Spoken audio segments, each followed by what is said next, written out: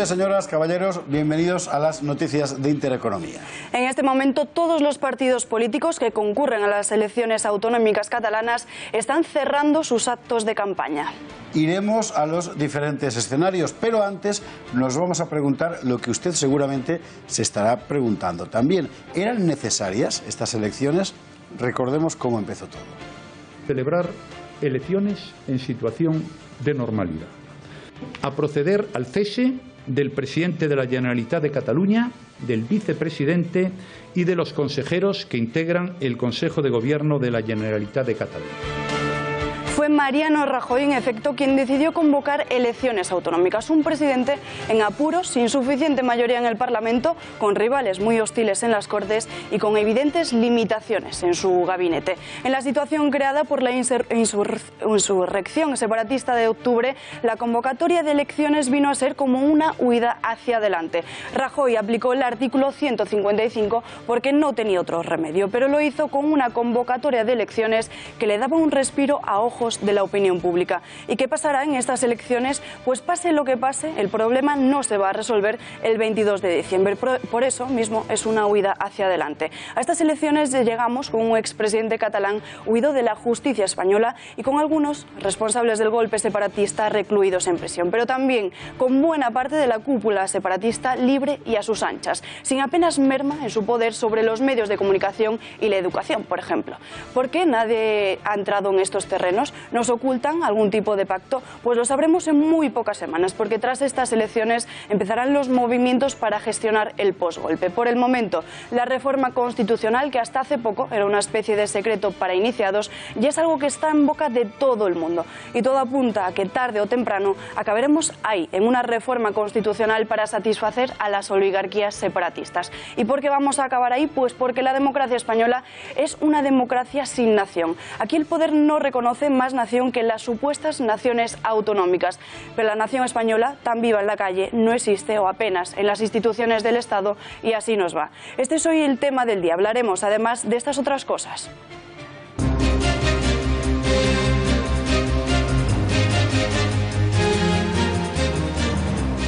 Estaremos en el cierre de la campaña electoral catalana, en los escenarios de los mítines y en los micrófonos de los candidatos. Ayer cerraban todos ellos con un bronco debate en TV3, reflejo perfecto de la incertidumbre que rodea los resultados.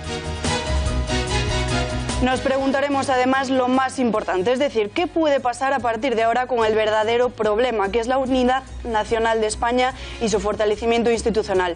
¿Estarán nuestros políticos a la altura?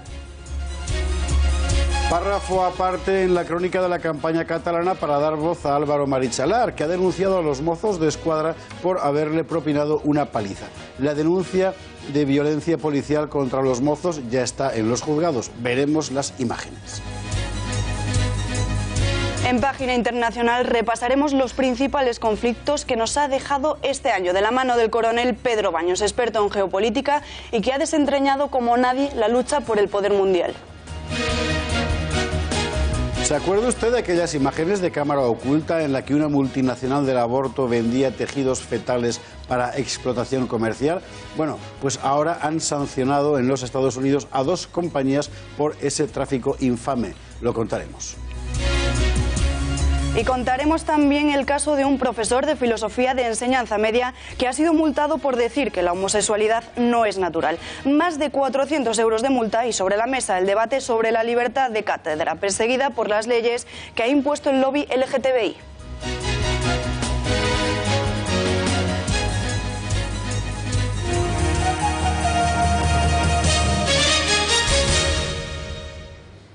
Enseguida entraremos en la actualidad nacional e internacional, enseguida trataremos de marcharnos a alguno de los cierres de campaña que en este momento están teniendo lugar en Cataluña, pero antes queríamos contarle a usted un par de cosas de carácter social. Esas noticias que tantas veces quedan ocultas, con frecuencia porque la gente prefiere no enterarse de lo que pasa. Por ejemplo, que las autoridades norteamericanas acaban de sancionar a 2 grandes compañías sanitarias que vendían tejidos de fetos abortados. Sí, lo que está usted oyendo. Javier Torres tiene toda la información. Javier, buenas noches. ¿Qué tal, José Javier? Buenas noches. Así es, pues la justicia del estado de California ha sancionado a 2 empresas que están vinculadas a Planned Parenthood por traficar, por vender ilegalmente órganos de fetos de bebés abortados. Todo esto surge a raíz de la denuncia que presenta un grupo Provida en el año 2015 y que demuestra a través de una cámara oculta que una de las jerarcas de Planned Parenthood reconoce abiertamente a lo que se dedican esta gran multinacional del aborto, que es a traficar con órganos de bebés abortados, y el precio que tienen estos órganos, esta parte del bebé, pues son bastante abultadas. $350 pagan por un hígado, por ejemplo, $750 pagan por un cerebro fetal. Y todo esto es muy crudo y así en la cámara oculta pues lo ha reconocido la directiva de Planned Parenthood. Ahora, como decimos, la justicia en California pues ha mandado cesar la actividad a estas dos empresas que están vinculadas a Planned Parenthood y que se dedicaba a este tráfico de órganos. ¿Tenemos algún material que amplíe la información? Tenemos un vídeo que podemos ver que hemos montado con toda esta información. Vamos a verlo. La justicia ha obligado a dos compañías a cesar su actividad en California tras admitir la venta ilegal de tejido fetal. La Fiscalía del Condado de Orange, en el estado de California, ha obtenido la admisión de responsabilidad de las compañías DV Biologics y Da Vinci Bioscience, demandadas por vender ilegalmente tejido fetal. Ambas compañías deberán cerrar permanentemente y suspender todas las operaciones comerciales en el estado de California. La investigación de la Fiscalía comenzó en septiembre de 2015 a raíz de las denuncias de la organización Provida Centro para el Progreso Médico. Esta organización fue responsable de la publicación de un vídeo grabado con cámara oculta que denunciaba que existía una relación entre el centro abortista de Planned Parenthood en el condado de Orange y la empresa biotecnológica Da Vinci para traficar con los órganos de fetos abortados y venderlos a nivel nacional e internacional. El Centro para el Progreso Médico también denunciaba entonces que las facturas de esta compañía mostraban que cobraba $350 por hígado fetal, $500 por timo fetal y $750 por cerebro fetal. Desde que salieran a la luz con cámara oculta publicados por Centro para el Progreso Médico, Planned Parenthood ha negado sistemáticamente las acusaciones que apuntan a que la organización se lucra con la venta de tejidos y órganos de bebés abortados en sus centros. En fin, una historia horrible. Pero que hay que contarla. Bueno, si se acuerda usted, cuando esta casa ofreció el vídeo de aquellas repugnantes transacciones, nos llamaron de todo. Incluso en América se quiso llevar a la cárcel a los que las obtuvieron. ¿Por qué? Pues porque había mucho dinero por medio, y ahora vemos hasta qué punto. Bueno, en fin, nuestra gratitud a Javier Torres por traernos estas cosas de las que nadie quiere hablar, pero que nosotros debemos contar. Y más en el mismo registro, porque en España sigue haciendo estragos la legislación liberticida impuesta por el lobby gay Albavila. Así es, no abandonamos entonces el terreno de la actualidad social porque hoy hay noticia y esta vez en España, en Lérida, un profesor de filosofía de enseñanza media ha sido condenado a una multa de 417 € por decir que la homosexualidad es antinatural. El docente pertenece al Instituto Samuel Gil y Gaya de Lleida. La Dirección General de Igualdad del Gobierno catalán considera al profesor responsable de la comisión de una infracción leve tipificada en la Ley 11/2014 para garantizar los derechos de homosexuales, transgénero, etcétera. Y hombre, no digo yo que esto que ha dicho este señor sea discutible o no sea discutible, pues claro que es discutible, pero oiga, que en España se empiece a multar por estas cosas es una salvajada. O sea que uno puede decir en clase que la Unión Soviética era una democracia, por ejemplo, y eso es libertad de cátedra, pero si dices que la homosexualidad es antinatural, entonces te cascan un multazo. Avanzamos radiantes hacia la libertad. Bueno, esto ha pasado en Cataluña, pero en Madrid la legislación no es muy distinta. Hay que tenerlo en cuenta. Bueno, hablando de Cataluña, vamos a ronda de conexiones, compañeros de control, porque me parece que está hablando Arrimadas. Ahí la tenemos. Vamos a escucharla. Con el corazón, que sé que os caben muchas banderas, la catalana, la española, la europea y seguro que alguna otra, como a mí, la andaluza o la de mis padres, que es la de Castilla y León de Salamanca. Quiero que vayáis a votar con todas vuestras fuerzas, con todo vuestro corazón, con toda la ilusión, porque si vamos a votar con nuestro corazón, con nuestra cabeza y con todas nuestras fuerzas, vamos a ganar las próximas elecciones del 21 de diciembre. Por tanto, el próximo jueves no os quedéis en casa. Coger vuestra papeleta, ir a votar como nunca lo habéis hecho, porque vamos a ganar un futuro para siempre. Perquè ara sí votarem, ara sí guanyarem, ara sí Ciutadans. Gràcies.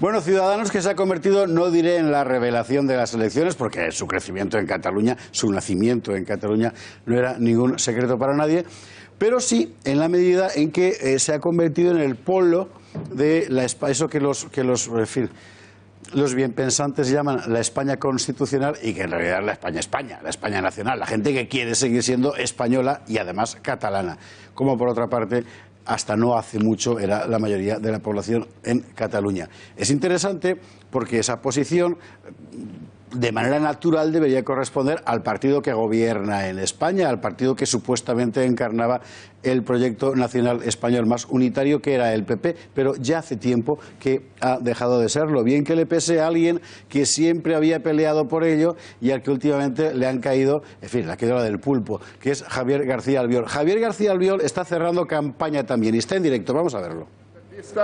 Habían puesto en riesgo unas elecciones para parar el proceso de ruptura, pero sobre todo son unas elecciones que ha convocado Mariano Rajoy para decir basta al radicalismo de los independentistas, punto y final a la peor etapa de Cataluña de los últimos 40 años. Y por eso, como el presidente del Gobierno, el presidente de nuestro partido, ha sido la persona que ha tenido el valor, que ha tenido el coraje de plantar cara al independentismo, por eso yo, de cara al próximo jueves, quiero pedir un reconocimiento del votante del Partido Popular hacia esa formación política que es la nuestra, hacia ese Gobierno que ha tenido el valor de poner los puntos sobre las íes al independentismo. El Partido Popular ha parado el procés independentista. Y este proceso independentista que había causado tanto dolor, que estaba creando tantos traumas en la sociedad catalana y en la economía de nuestra tierra, este proceso está a punto de llegar al punto y final. Estas elecciones dicen los independentistas, que son unas elecciones, lo dice Puigdemont, que son unas elecciones para decidir entre él, Puigdemont y Mariano Rajoy.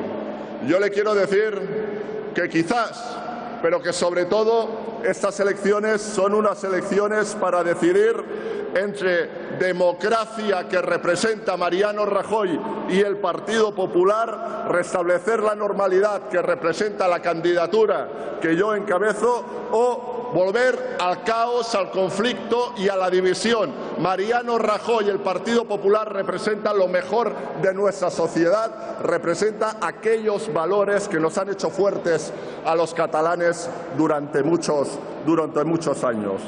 Y quiero señalar que aquellos que durante los últimos 2-3 años, de manera muy especial en el Parlamento de Cataluña, hemos estado al frente dando la cara por todos esos hombres y mujeres que, como nosotros, se sienten orgullosos de pertenecer a su tierra y se sienten identificados con su tierra, pero que quieren poder mantener con toda la fuerza y con todo el orgullo el sentimiento de pertenencia a ese gran país, a esa gran nación que es España, a quien tienen representado como mejor opción de cara al próximo jueves es a la candidatura del Partido Popular. Los hombres y... Volveremos en directo a la campaña catalana dentro de un ratito, pero hay que hablar de otras cosas. Y es que si algo ha tenido este año 2017 es que una buena parte del público español ha descubierto por fin que el mundo no se limita al ombligo político hispano-español, sino que la política internacional existe, que la norma es siempre el conflicto y que hay una cosa que se llama geopolítica y que es importantísima. La guerra de Siria, la crisis de Corea del Norte, la crisis de Ucrania, el yihadismo internacional, la crisis del Mar del Sur de la China, la guerra del Yemen, en fin, el mundo arde. Pero quizá la noticia es que en realidad siempre ha estado ardiendo. Y entre fuegos Ha habido un señor que por derechos ha ganado un puesto propio en la panoplia de expertos a los que todos los medios llamamos siempre. Y que hoy está aquí con nosotros. Pedro Baños, muy buenas noches. Hola, buenas noches, José Javier. Pedro Baños, que está con nosotros porque acaba de publicar un libro estupendo, y se lo digo yo que llevo ya leído muchas páginas, Así se domina el mundo, que es un poco un vademecum para todo el que quiera entender cómo funciona la lucha por el poder desde el principio de los tiempos y, por supuesto, hoy. Bueno, lo primero, enhorabuena por el libro. Muchas gracias. Es un libro escrito a la americana, con un montón de información, pasando con ejemplos muy concretos de la vida cotidiana de un asunto a otro, perfectamente encadenados, para que todo el mundo entienda lo importante que es esto. Y desde el punto de vista, digamos, académico, doctoral, hay una cosa que me parece muy importante, que es la definición de un concepto ampliado de la geopolítica. Es decir, ya no hablamos solo de geografía, sino de otras muchas cosas más. Ya no es la Tierra con minúsculas, efectivamente, es la Tierra con mayúsculas. Una Tierra que abarca absolutamente a todo el planeta y que además con una geopolítica también modificada por la tecnología. Esa tecnología que nos impregna completamente nuestras vidas y que hace que también nos manipulen de una manera todavía más abundante y más sutil, si cabe, porque se mezcla la mentira con la verdad y muchas veces es incluso para los profesionales realmente difícil desgranar esa verdad de esa mentira. Los medios de comunicación, por ejemplo, y no me refiero solo a las televisiones, a los periódicos, sino toda la red de comunicación que nos rodea, ha permitido que una potencia interfiera en el interior de la otra. Esto no es enteramente nuevo, pero desde luego se ha multiplicado y ha permitido a mucha gente entender que todo esto que hasta ahora parecía cosa de relaciones internacionales, que ahora es determinante enteramente para la política interior, para nuestras vidas cotidianas. Un montón de cosas que hacemos, de mensajes que recibimos, en realidad proceden de la acción geopolítica de otro. Efectivamente, porque ahora hay que pensar que vivimos en una guerra permanente. En una guerra especialmente por la economía, que también se hace con medios económicos, pero hoy en día se hace también en un plano cada vez más importante, que es el ciberespacio. Todo lo relacionado con Internet, las redes sociales, los sistemas de mensajería instantánea, que se ha convertido en unas armas perfectas para lo que se llama la desinformación. Evidentemente, siempre que ha habido información, ha habido desinformación. Lo que pasa es que hoy en día esos procesos son todavía mucho más acusados. Y es cada vez más difícil diferenciar una cosa de la otra. Absolutamente. Por supuesto. A mí muchas veces casi me escandaliza cuando hay gente que con rotundidad dice no, esto proviene de tal territorio, de tal estado. Hoy en día hay programas informáticos tremendamente sofisticados que solo poseen las grandes potencias, que tienen superordenadores o que están empezando a trabajar con ordenadores cuánticos que permiten disimular no solamente el origen, sino incluso el idioma con que se han realizado esos programas. Para que veas, en fin. Hay una cosa que a mí me ha llamado mucho la atención y que me parece además como español particularmente importante y es lo siguiente. Al final, en la definición de la lucha por el poder mundial, llegas a hacerte una pregunta inevitable que es, bueno, ¿y nosotros qué hacemos? Es decir, nosotros llevamos cerca de 40 años construyendo nuestro relato sobre la posición de España en el mundo, sobre la base de la disolución en el magma de la Unión Europea, de la OTAN, etcétera, pero al final el interés del Estado permanece siempre. Y lo que uno se pregunta es si nuestros estadistas son conscientes de eso o si son capaces de definirlo. Muchas veces yo lo trasladaría no solamente a España, sino a Europa. Sí. Que vamos perdiendo fuerza cada vez más en el contexto internacional y sobre todo ante grandes líderes muy potentes, casi autoritarios que están surgiendo en el mundo, que son los que llevan la batuta.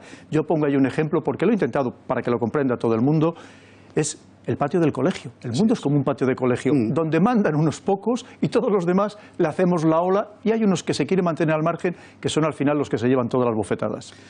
Esto quiere decir que al final la realidad del mundo es la que es y por mucho que tú la envuelvas en conceptos de carácter ideológico, moral, humanitario, etcétera, con frecuencia no son más que velos para ocultar la realidad. Es decir, no quiere decir que sean malos, que sean mentira, que sean... No, simplemente son velos. Está muy bien que los creemos porque somos humanos, pero al final la nuez hay que abrirla. Y lo que hay dentro de la nuez es eso, es poder. Porque al final estos grupos de presión, estos grupos de poder, los estados, son dirigidos por personas. Y las personas están sometidas a sus pasiones, a esos pecados capitales que yo pongo, que se trasladan también desde el ámbito individual a la geopolítica. Ese afán de poder, ese querer dominar a los demás, ser alguien el que imponga las decisiones al resto del prójimo. Y por lo tanto, eso, como digo, se traslada a esa geopolítica que efectivamente lleva a cometer acciones por intereses realmente espurios que se revisten de humanitarismo, de democracia o de libertad. Hay un axioma que se repite en realidad en la sabiduría militar y política desde los tiempos de Sun Tzu y de Jenofonte, pero que aquí evidentemente forma, por así decirlo, de los pilares de este libro, que es el axioma de confía solo en tus propias fuerzas. Importante. Claro. Y sobre todo, no nos fiemos, como pongo aquí, de los vecinos, que los vecinos han sido siempre los que más han perjudicado a sus otros vecinos. Es un clásico, ¿no?, de la ciencia política clásica. Absolutamente. Que tu vecino es tu enemigo y el vecino de tu vecino es tu amigo. Por eso juego claro, porque además vemos que hoy en día, que como también un poco en el libro, las alianzas son cada vez más efímeras. Ahora mismo tenemos una alianza casi contra natura, que es Israel y Arabia Saudí contra Irán, cuando eran enemigos ancestrales, para que veamos cómo las alianzas varían, como digo, de la noche a la mañana. Hay un montón de elementos que, evidentemente, ya que está aquí el coronel Baños, nosotros no vamos a dejar escapar, que son lo que ahora mismo todo el mundo tiene en la cabeza. Es decir, bueno, ¿todo esto a mí para qué me sirve? Bueno, pues sirve para entender lo que está pasando alrededor. Por ejemplo, Corea del Norte y alrededores. Vamos a ver, que creo que tenemos unas imágenes bien bonitas que han preparado nuestros compañeros de postproducción. Corea del Norte. Conflicto complicadísimo. En este libro Pedro Baños da informaciones, muchas de ellas yo no las conocía, esenciales para entender lo que está pasando allí. ¿Es el perro ladrador que usa China cuando ella no puede ladrar? Por ejemplo, ¿es de verdad una amenaza para el orden mundial? ¿Hasta qué punto está controlado o no es controlable el líder de un régimen absolutamente destruido, aniquilado en su día, que evidentemente guarda memoria de lo que fue aquello? Tema complejo, ¿eh? Complejo y al mismo tiempo relativamente sencillo. Lo que pasa es que muchas veces para crear esos conflictos hay que crear también enemigos, y evidentemente hemos creado a todo el pueblo norcoreano como un gran enemigo. Hay que entender la historia, como bien dices, José Javier, hay que entender la idiosincrasia de los pueblos y, por supuesto, hay que entender el contexto geopolítico. Y lo que se está jugando en Corea del Norte es el enfrentamiento cada vez más enconado entre China y Estados Unidos. Un enfrentamiento no solamente militar, sino especialmente económico. Ahora mismo acaba de firmar el señor Trump la nueva estrategia de seguridad nacional de este año. Y Moscú se ha enfadado muchísimo. Y además, lo primero que dice, los grandes enemigos, China y Rusia. Porque es el temor que tiene Estados Unidos, estas dos potencias que reivindican buena parte del pastel mundial. Segunda cuestión, el mar del sur de la China, que la gente cuando se lo contabas al principio decía, pero eso está lejísimos, y ahora parece que todo el mundo vive allí. Un mar, por cierto, en el que españoles y portugueses empezamos a sacudirnos en el siglo XVI y todavía sigue siendo fuente de conflicto permanente, porque estamos hablando de un lugar por donde pasa 1/3 del petróleo mundial y 2/3 de todo lo que China exporta e importa. No es un sitio clásico, claro, clave absolutamente. No solamente es fundamental por ese trasiego de navíos, que por supuesto el 80% del tráfico del comercio mundial transita por el mar, pero además es que allí hay muchos recursos naturales, hay hidrocarburos y hay pesca, algo que necesita imperiosamente China, y por eso se quiere expandir en esos mares, y por eso Estados Unidos trata de impedirle esa expansión. Pero China está obrando de manera también muy astuta a lo chino. ¿Qué está haciendo? Está intentando captar a aquellos que incluso eran rivales porque se oponían a esa expansión en ese mar de China, lo está intentando captar hacia su bando. Filipinas, a Filipinas de Duterte, que cada vez está más separado de Estados Unidos, cosa que Estados Unidos no va a poder permitir. Y recordemos que la situación que está viviendo actualmente China es muy parecida, yo diría casi igual, a la que vivió Japón antes de la Segunda Guerra Mundial. Y a lo mejor teníamos que aprender una vez más de la historia y comprender lo que puede pasar con China a corto plazo. Estoy creciendo, necesito espacio porque aquí ya no quepo. Sí, es un poco eso, efectivamente. 3. La guerra de Siria e Irak, de la que tanto hemos hablado hasta ahora, que se está resolviendo. Es interesante. Se está resolviendo el frente militar del Estado Islámico, porque allí el problema va a permanecer decenios. Lo primero es que el Estado Islámico dicen que se ha aniquilado desde el punto de vista militar, cuestionable porque sigue cometiendo atentados, sigue habiendo combates, pero sobre todo lo que no se ha destruido es el Estado Islámico como concepto, como idea, porque los problemas, las raíces de los problemas que le dieron origen siguen estando vigentes, e incluso me atrevo a decir que hoy en día mucho más enraizadas, porque han muerto tantas docenas de miles de civiles, de hombres y mujeres, de niños, que evidentemente eso significa que tiene que haber acciones de venganza. Pero mucho más allá de todo eso, José Javier, es que ahora Oriente Medio ha quedado controlado en buena medida por Irán. Así es. Y eso no lo pueden permitir ni Israel ni Arabia Saudí. Y eso es lo que está intentando Trump. Se va a volver a liar. Y vemos las últimas declaraciones de su embajadora ante Naciones Unidas, cómo está acusando a Irán ahora de ser el responsable de todos los males de Oriente Medio, cuando hace muy pocos meses nos decían que Irán podía ser la solución precisamente a esos males de Oriente Medio. Oye, una última cosa, Afganistán, porque son los españoles allí, y me temo que vamos a volver, porque ya ha anunciado Trump que va a haber más tropas. ¿Por qué es tan importante tener controlado Afganistán? Porque, entre otras cosas, es una manera de cercar, de completar el cerco estratégico, una vez más, a China.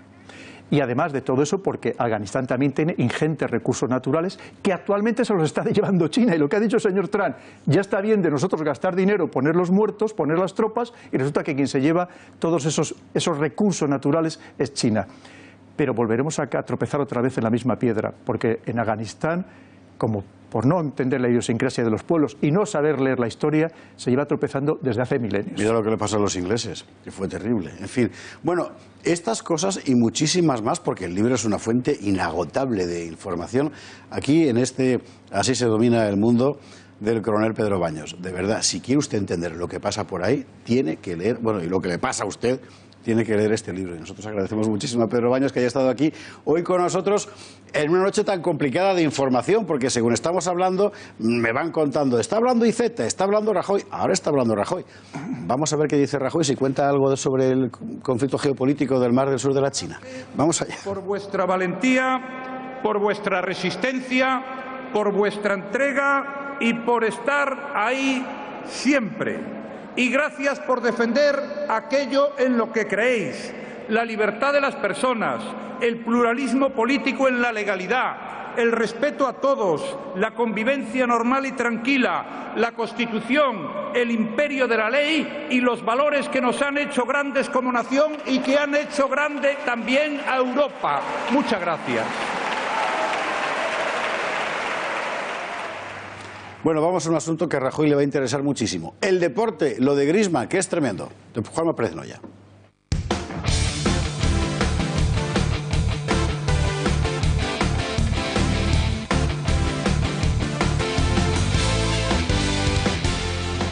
Juanma Pérez Noya, muy buenas noches. ¿Qué tal? Muy buenas noches. Bueno, lo de Antoine Griezmann, explícamelo, porque es un follón más administrativo que otra cosa, pero hay miles de millones de euros ahí metidos. Sí, es una metedura de pata por parte del Fútbol Club Barcelona o por el caso en concreto de Guillermo Amor. Vamos a ver primero una imagen, un precedente que tampoco es demasiado halagüeño, demasiado bueno para el Fútbol Club Barcelona. Robert Fernández, el director deportivo del equipo catalán, con Arthur, el mediapunta del gremio de Porto Alegre. Esta imagen se difundió en Brasil, se reunió con él, posó con una camiseta del Barcelona y esto es ilegal. No se puede hablar con un jugador con contrato en vigor, no se puede negociar con él porque eso contraviene las normas de la FIFA. Hoy el Atlético de Madrid ha denunciado al Fútbol Club Barcelona después de que el domingo por la noche Guillermo Amor dijese esto. Puede ser que haya habido un acercamiento, no lo sé, yo creo que puede haber buena sintonía, puede haber buena relación, puede haber pues conversaciones, y como a lo mejor en el caso de Griezmann, pues también hay muchos jugadores pues que a lo mejor se puede estar hablando y bueno, y entablando pues algún tipo de relación por si hay alguna oportunidad, y es el trabajo un poco de club que se suele hacer. Bueno, pues Guillermo Amor reconoce explícitamente que el Barcelona está negociando con Antoine Griezmann, también lo hizo con Arthur, y eso es ilegal. El Atlético de Madrid ha comunicado a la FIFA que le va a denunciar. Si la FIFA tiene alguna prueba de que efectivamente esta negociación se ha producido, habrá estas represalias. Esto es parte del código de disciplina del organismo internacional que regula el fútbol. Dice en concreto, un jugador que tenga contrato todavía en vigor no podrá negociar con otro club hasta que le queden 6 meses para finalizar esa relación contractual. En el caso de que se viole esta disposición, habrá sanciones. Y ojo, José Javier, ojo, Alba, porque el Barcelona se expone, si todas estas acusaciones por parte del Atlético de Madrid se demuestran, a no poder fichar en las próximas 2 mercados, ni en verano ni en invierno. ¡Qué barbaridad! Así que bastante, que la cosa es aparte seria. de la multa, como decías, que puede haber una multa contra el Fútbol Club Barcelona de bastante dinero. Juanma Pérez Noya, muchísimas gracias. A vosotros. Ráfaga, que vamos otra vez con las selecciones catalanas.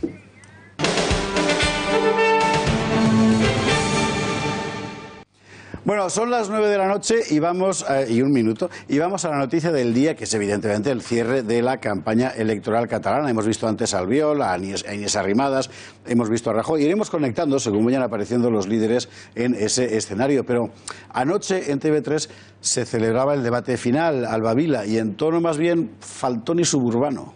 Así es, y el candidato popular, García Albiol, ha protagonizado el primer momento y el primer enfrentamiento con los separatistas al preguntarle por una medida positiva resultante del procés.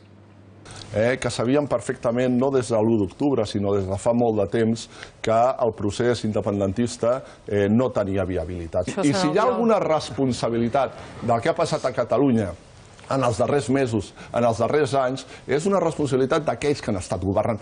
Jo els demanaria una cosa, jo els demanaria una pregunta molt senzilla. Digui'm sols una mesura que hagi significat algun efecte positiu per al conjunt de catalans. La número 2 de Esquerra le ha reprochado al Partido Popular que sigan instalados en el monotema, mientras que ellos, los separatistas, dicen que han construido una gran obra de gobierno. Són vostès els que estan instal·lats en el monotema. Mentre vostès perden el temps parlant del monotema, el procés, aquest govern independentista, ha fet una gran obra de govern. Sin embargo, Inés Arrimadas le ha recordado todos los problemas derivados de la inestabilidad política. Partits independentistes tenen un problema amb la realitat. I què esperar d'una persona que diu que vivim en una república? Clar, una persona que diu que vivim en una república li sembla tot que va molt perfecte, tot va molt bé, aquí no hi ha cap problema a les llistes d'espera, l'economia va fantàstica, perquè viu en la bombolla del procés de la república, com s'ha demostrat. És que els que feien por de veritat són vostès governant.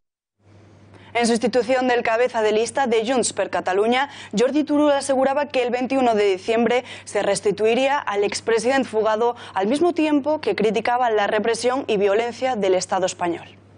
No, jo abans deia que a partir del dia 21 entrarà i restituirem el president 130 de la Generalitat de Catalunya, el president Puigdemont, o entrarà el president 155 i prestar-se al joc del senyor Rajoy. Hi ha una cosa important pel mig, que és l'1 d'octubre, que és posar la decisió, per si hi ha dubtes de si hi havia majoria o no hi havia majoria, en els ciutadans de Catalunya. Vostès com han reaccionat a la seva decisió? Quina ha estat? La repressió i la violència. I fulminar el president de la Generalitat. I, evidentment, aquesta és una qüestió absolutament d'atac a les institucions catalanes i la resposta cal que sigui democràtica. Democràtica per què? Per derrotar aquesta violència de l'Estat. De restituciones también se ha referido el candidato socialista Miquel Iceta. Els que pensen que aquestes eleccions són només un ritual per restituir una persona a la presidència, crec que s'equivoquen. Segon, crec que Catalunya està avui, 2 anys després de les eleccions anteriors, pitjor que estava. Més dividida. Por su parte, Domènech se ha mostrado reacio a volver al pasado, ya que asegura que es una etapa que debemos superar. Jo crec que no es pot parlar de restaurar, perquè si és restaurar és tornar a aquella situació, i d'aquella situació ara estem també en aquesta. Per tant, hem de superar aquesta etapa que hem... Por cierto que este mediodía ha tenido lugar un suceso interesante en los alrededores de la cárcel de Estremera, donde estaban pronunciándose los líderes de Esquerra Republicana. Y es que de repente se han plantado allí, ahí tenemos las imágenes, una docena de miembros de Hogar Social Madrid al grito de catalanidad es hispanidad y el osito ¿dónde está? El osito es Junqueras, como usted sabe, después de que así le haya bautizado Iceta, con lo cual ya tenemos a Yogi y a Bubu en esta campaña. La Guardia Civil ha impedido a los españolistas acercarse, aunque sus consignas han enturbiado el acto separatista hasta el punto de que solo ha durado 20 minutos. Por cierto, en el acto de Esquerra había más periodistas que participantes, lo cual dice mucho y más bien malo de nuestros medios de comunicación. Por lo demás, María Matos no deja de ser un digno broche de cobre para esta campaña.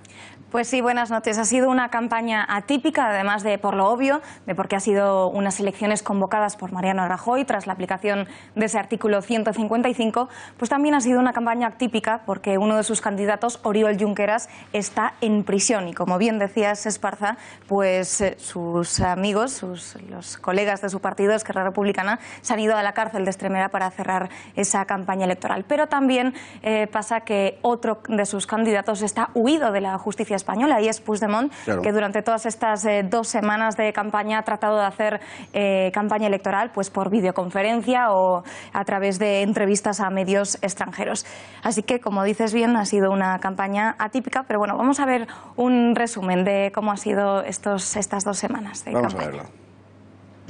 Han pasado nada menos que 53 días desde que Mariano Rajoy convocó elecciones autonómicas con la intención de restaurar la legalidad en Cataluña. Celebrar elecciones en situación de normalidad. A proceder al cese del presidente de la Generalitat de Cataluña, del vicepresidente y de los consejeros que integran el Consejo de Gobierno de la Generalitat de Cataluña. 7 fuerzas políticas se enfrentarán el próximo jueves en las urnas, pero desde antes de que comenzase la campaña ya había 2 bloques muy diferenciados, los constitucionalistas y los independentistas, que desde el 5 de diciembre no han dejado de tener ocurrencias. Que si jaulas para denunciar los encarcelamientos de los que se saltaron la ley, que si lacitos amarillos o vídeos pidiendo la liberación de lo que ellos llaman presos políticos. Porque recordamos que los 2 partidos rupturistas más fuertes, Junts per Catalunya y Esquerra, tienen a sus candidatos o huidos de la justicia española o encarcelados por la misma. Aunque el Partido Socialista también ha tenido alguna que otra ocurrencia. Para la solución i cetatón. És uns carmels que el que proposen és ajudar a recuperar l'economia i l'estat d'ànim dels catalans que falta fa. 4 debates electorales después. El problema en Cataluña no ha sido que ganaran fuerzas independentistas. El problema en Cataluña ha sido que os habéis saltado la legalidad a la torera, que os habéis pasado pues, por el arco del triunfo el Estatuto de Autonomía. Esquerra cierra su campaña desde la cárcel de Extremera, donde se encuentra preso su cabeza de lista, Oriol Junqueras. Puigdemont no se atreve a poner un pie en España y los no independentistas siguen en busca de una fórmula para poder gobernar. Por último, deciros también que como mañana es la jornada de reflexión, que se supone que tiene que haber ese silencio, ¿no?, que está prohibido que los partidos hagan actos para que los ciudadanos puedan reflexionar y decidir su voto, pues parece ser que la CUP se va a saltar esa jornada de reflexión y va a hacer actos en los que ellos llaman los países catalans, en Valencia, en Palma de Mallorca y también en Francia. Qué cansinos son, de verdad. En fin, bueno, ¿para qué van a reflexionar ellos, total? María Matos, muchísimas gracias. Buenas noches. Nos han guardado unas pastillitas de dicetatón para todos, pero yo no las voy a probar. En fin. Bueno, gracias mil. Esto es lo que ha pasado. Y ahora, si a usted le parece, vamos a escarbar un poco debajo de la superficie para tratar de entender exactamente dónde estamos, porque pase lo que pase pasado mañana, nadie tiene realmente la impresión de que este conflicto vaya a solucionarse en breve plazo. Para ahondar en el asunto tenemos esta noche a Guillermo Gortázar, historiador, exdiputado, atento analista de la actualidad política española y al que saludamos ya. Perdón, don Guillermo, muy buenas noches. Bueno, ¿realmente ha sido una buena idea convocar estas elecciones?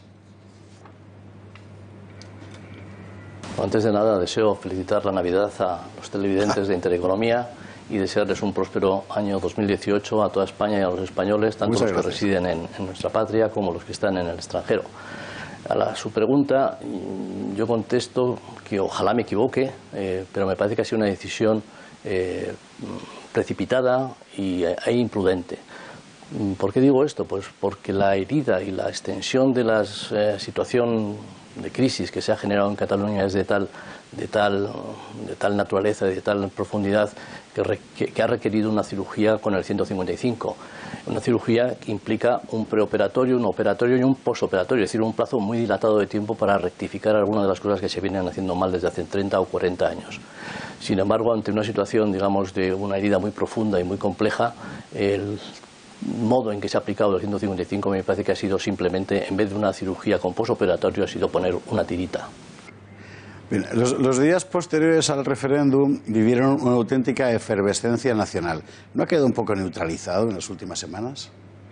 Bueno, a mi juicio lo que ha ocurrido es que se ha desvelado un sentimiento nacional que estaba latente en toda España, en el que 42 millones o 43 millones de españoles le han dicho a 2 millones de españoles residentes en Cataluña y naturalizados o residentes allí que no estamos dispuestos a dejarnos amputar una parte de nuestra patria. Y es interesante porque demuestra también un poco el sentido de lo que es la construcción europea. Las naciones son muy importantes y es en el ámbito en el que se desarrollan las libertades y se desarrollan las potencialidades y las capacidades de todos, los que son separatistas y de los que no son separatistas. En ese sentido, la convivencia de la Constitución se ha demostrado con una gran capacidad de aunar. En ese sentido hay que decir que el discurso de Su Majestad el Rey fue magnífico, motivó e impulsó unas movilizaciones impresionantes en Cataluña y en Barcelona en particular, y yo creo que eso neutralizó en su momento e impulsó la posibilidad de aplicar con una cierta tranquilidad el 155, que, como digo, se ha aplicado en muy pequeña medida. Vale. Ahora va dando la impresión de que tanto populares como socialistas pensaban que resurgiría un nacionalismo moderado con el que reeditar los pactos del 78. No ha sido así. La verdad es que no sé cómo podían esperar esto, porque eso es un poco la situación inicial del nacionalismo en el 78. Desde entonces lo que ha hecho ha sido acumular fuerzas, practicar supremacismo. En el caso del País Vasco, todavía más grave, ha aplicado una auténtica limpieza étnica sobre la base del terrorismo de la ETA, y actualmente se está aplicando un supremacismo y una limpieza étnica sobre la base de la lengua vehicular obligatorio en las regiones que tienen una lengua propia de tipo regional. En ese sentido hay que pensar que el nacionalismo tiene como horizonte la separación, la constitución de un Estado, y entonces la nación española lo que tiene que hacer es combatir políticamente y generar mecanismos para superar esos retos que permanentemente nos van a estar planteando los nacionalistas. Pues el Partido Popular está en la irrelevancia en las encuestas. ¿Su error? El error ha estado en pensar que el llamado nacionalismo moderado iba a ser siempre nacionalismo moderado y no darse cuenta de que realmente tienen como horizonte la división y la separación. En ese sentido hay que destacar que esto ha funcionado durante 20-30 años, pero cuando se han lanzado al monte, por así decirlo, se ha roto lo que era un cierto equilibrio de acuerdos entre el nacionalismo moderado y el Partido Socialista y el Partido Popular. En el caso del Partido Popular, esa es la posición que defendía en su día Vidal Quadras. En el año 96 se abandonó por completo y cogió esa bandera un partido nuevo que se llamaba Ciudadanos, y es quien está aplicando las políticas constitucionales que en su día debió aplicar el Partido Popular. Bueno, ¿y va a ser posible enderezar la quiebra de la unidad nacional?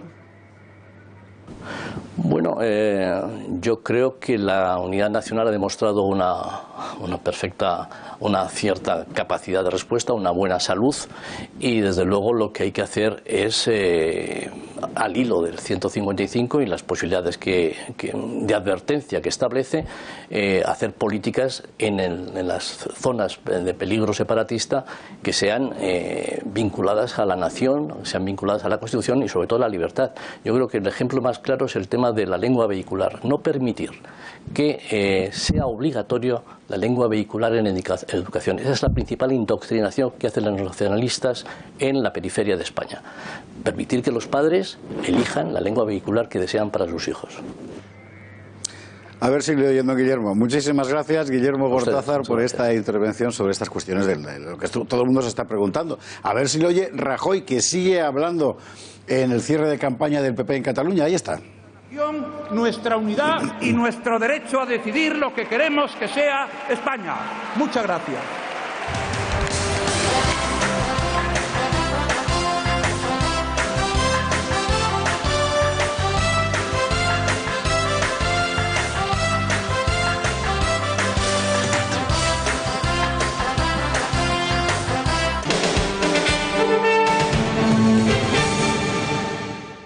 Inequívoco ambiente de cierre de campaña y más noticias aquí sobre el martirio catalán. Y es que el deportista Álvaro de Marichalar ha denunciado que los mozos de escuadra le lincharon brutalmente. Las imágenes que está usted viendo corresponden a las grabaciones de las cámaras de seguridad que muestran claramente cómo Marichalar, lo veremos en unos instantes, es apartado, introducido por la fuerza en el edificio policial, empujado violentamente, ahí lo vamos a ver, y desplazado a un lugar alejado de las cámaras de vídeo. ¿Qué ocurrió allí? Marichalar denuncia que los mozos de escuadra le dieron una paliza y las pruebas clínicas, por cierto, son bastante irrefutables. Juan Fluguer ha seguido este asunto para La Gaceta. Juan, buenas noches. Buenas noches. El pasado 26 de octubre todos vimos cómo Álvaro de Marichalar, el deportista español, era detenido por los Mossos de Escuadra frente al Palacio de la Generalidad. Se manifestaba contra la separación de Cataluña, contra la proclamación unilateral de independencia y era introducido de forma violenta dentro de la sede del gobierno catalán. Dentro, como él mismo ha relatado a la Gaceta, fue objeto de lo que califica como un linchamiento. En primer lugar, le tiraron violentamente al suelo cuando él no había opuesto ninguna resistencia, lo que le produjo un impacto en su ceja izquierda que necesitó de 2 puntos de sutura para curarse.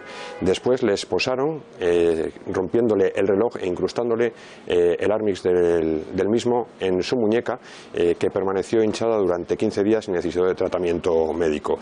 Y finalmente cuenta cómo en el pulgar de una de sus manos le produjeron varios pinchazos, consecuencia de los cuales sufrió una taquicardia.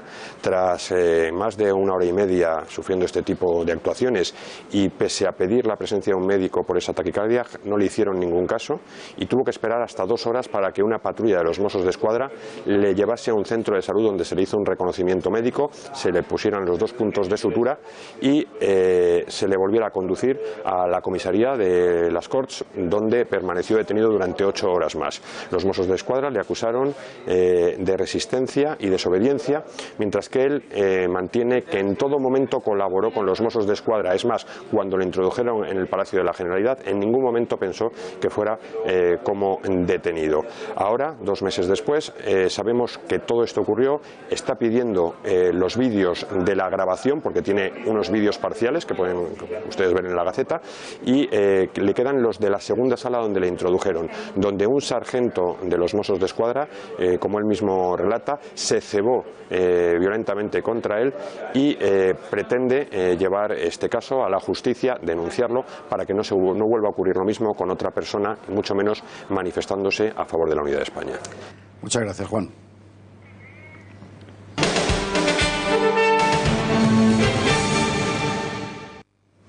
Abrimos página internacional en un fuerte foco de crisis que es Jerusalén, porque Donald Trump ha anunciado que va a trasladar allí su embajada en Israel. Y con ello se ha ganado el enfado de una parte importantísima de la opinión internacional, incluida la ONU. Los Estados Unidos han reaccionado a su vez subiéndose por las paredes, porque la mayor parte del gasto de la ONU lo pagan ellos. Examinamos la cuestión en el siguiente vídeo. Lo que hemos visto hoy en el Consejo de Seguridad es un insulto, no se olvidará. Es un ejemplo más de la ONU haciendo más daño que bien en el conflicto palestino-israelí. Estas han sido las palabras de Haley después de vetar el texto que pedía a su país dar marcha atrás a la decisión sobre Jerusalén. La representante de Washington ha defendido la medida de su presidente Donald Trump y ha insistido en que ningún país va a decir a Estados Unidos dónde pueden poner su embajada. Haley ha defendido también que la medida de Trump sobre Jerusalén es una decisión soberana y que supone un reconocimiento de lo obvio, que Jerusalén es la capital de Israel. La embajadora ha insistido además en que el movimiento no daña de ninguna manera el proceso de paz en Oriente Medio, que lleva años bloqueado, y ha considerado los mensajes en ese sentido como una acusación indignante. La resolución, que ha sido vetada por Estados Unidos, reiteraba la doctrina de la ONU sobre Jerusalén y lamentaba las recientes decisiones sobre el estatus de la ciudad en referencia a la medida de Trump. Además, pedía rescindir de toda decisión contraria a lo fijado por Naciones Unidas con respecto a Jerusalén y especialmente llamaba a los estados a evitar establecer misiones diplomáticas en la ciudad. Estados Unidos se ha quedado solo en su oposición al texto, pues los demás miembros del Consejo de Seguridad lo han respaldado, incluidos aliados de Washington como el Reino Unido y Francia, además de los 5 miembros permanentes junto a los 3 mencionados, China y Rusia. El Consejo de Seguridad cuenta en la actualidad con Bolivia, Egipto, Etiopía, Japón, Italia, Kazajistán, Senegal, Ucrania, Uruguay y Suecia como no permanentes. A pesar del rebote norteamericano, la oposición sigue y hoy ha quedado muy clara en el encuentro que han mantenido el Papa Francisco y el rey de Jordania, Abdalá II. Dice el Vaticano, en una nota muy medida, que el Papa y el rey jordano discutieron la promoción de la paz y la estabilidad en Oriente Medio, con referencia particular, cito textualmente, al tema de Jerusalén y el rol de la dinastía hachemita, o sea, la monarquía jordana, como custodio de los lugares sagrados. Mientras tanto, lo que de verdad preocupa a la gente de a pie de los Estados Unidos es el accidente de Talgo, que se ha cobrado 3 muertos y más de 70 heridos. Las autoridades han dicho que el tren excedía con mucho el límite de velocidad. Pero hay más, y es que este siniestro pone de relieve las deficientes infraestructuras en los Estados Unidos. Hay que recordar que esta denuncia de las pésimas infraestructuras del país fue uno de los argumentos que llevaron a Trump al poder, porque era una denuncia real. Las infraestructuras allí son o anticuadas, muchas de los años 30, o demasiado baratas y por tanto muy malas, como esta vía de alta velocidad, con un coste 10 veces menor de lo que costaría en España y por tanto con unos problemas de seguridad terribles. Más asuntos que nos llevan ahora a Europa, porque en las instituciones de la Unión Europea sigue hirviendo el conflicto de la inmigración. Ganan los rebeldes y no habrá cuotas obligatorias, pero el comisario Avramopoulos insiste en que hay que estimular la inmigración como sea. Estimular la inmigración como sea. Precisamente sobre este asunto ha escrito hoy en la Gaceta Carlos Esteban, que lleva meses siguiendo la polémica. Carlos, buenas noches. Buenas noches, José Javier. Efectivamente, esta es la enésima constatación de que el Club Europeo se ha dividido por completo en 2 bloques irreconciliables que pueden llevar incluso a su destrucción final. Por un lado tenemos a los ya conocidos 4 de Visegrado, y en general los países del este, que son partidarios de lo que ha sido siempre, lo que ha sido hasta ahora la Unión Europea, es decir, un club esencialmente económico, pero en el que los Estados mantengan su soberanía y que no haya injerencias innecesarias y de carácter político. En cambio, por el otro lado, tenemos a los que realmente importan, a los que realmente mandan, empezando por el presidente de la Comisión Europea o de este comisario Avramopoulos, y de el eje franco-alemán, fundamentalmente, que lo que nos dicen es que los supuestos refugiados, al que nos decían que tenían que llegar aquí, teníamos que acogerlos porque estaban en una situación de refugio, están aquí para quedarse y por tanto, cambie o no la situación en su país, deben permanecer en los nuestros. Este es el gran caballo de batalla que va a decidir si la Unión Europea va a ser un megaestado o si vamos a volver efectivamente a ser un club económico con las soberanías nacionales claramente definidas. Muchísimas gracias, Carlos Esteban. Bueno, y esta es la pregunta que en realidad deberíamos estar haciéndonos todos los días, porque eso que ventilan Juncker y Avramopoulos y demás no es algo que les vaya a pasar a ellos. A ellos no les va a pasar, nos va a pasar a nosotros. Pero nosotros dejamos disolver el problema dentro de eso que llamamos Europa Cine y al final pues nos las dan todos en el mismo carril. Bueno, hasta aquí hemos llegado, que tenemos que ir terminando. Alba Vila, muchísimas gracias. Gracias también a Javier Torres, a María Matos, a todos los compañeros de la redacción, por supuesto a Control, y también a los líderes que han acudido hoy a este telediario para mostrarnos cómo cerraban la campaña catalana. Dentro de un instante, en El Gato al Agua, toda la información. Y antes, El Tiempo y Tiempos Modernos. Hoy hablando de la revolución de Jomeini en Irán, la primera gran revolución islamista contemporánea. Gracias por estar ahí y hasta mañana.